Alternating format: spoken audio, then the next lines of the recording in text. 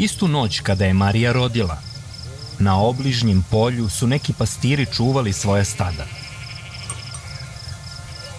Odjednom im se ukazao anđeo sa neba i obasja ih jaka svjetlost. Oni se veoma uplašiše.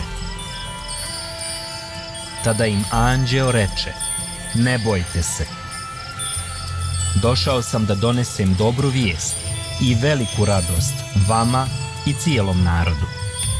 Danas je rođen Krist, Gospod, obećani kralj, koji će spasiti svoj narod.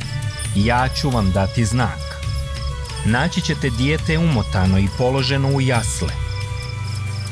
Kada su pastiri otišli da vide o čemu se radi, našli su sve kako je anđeo rekao. Veoma se obradovaše i odoše da posvjedoče ljudima o onome što su čuli i vidjeli. Svi koji su čuli ove novosti su bili iznenađeni i pastiri su se vratili svojim stadima slaveći i hvaleći Boga.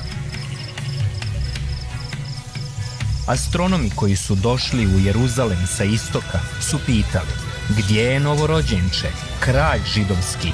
Vidjeli smo njegovu zvijezdu kako izlazi na istoku i došli smo da mu se poklonimo.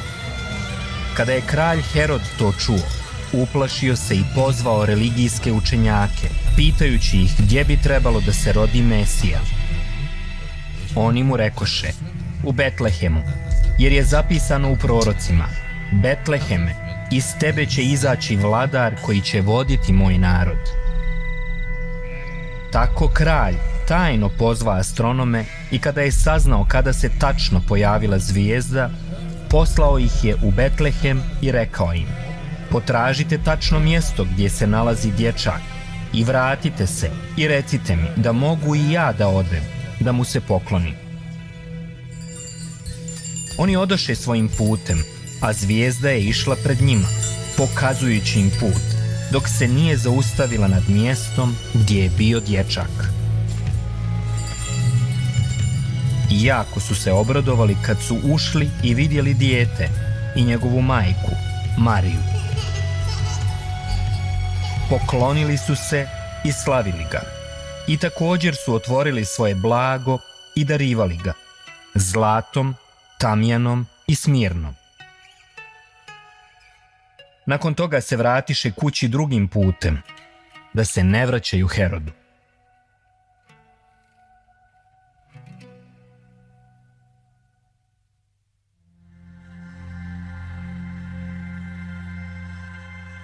Zašto su pastiri i astronomi, čak i Herod, mislili da beba zaslužuje slavu?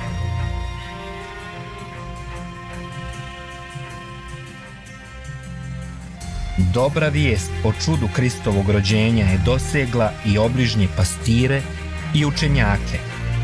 Šta možemo razumjeti iz toga? Šta osobno možemo zaključiti?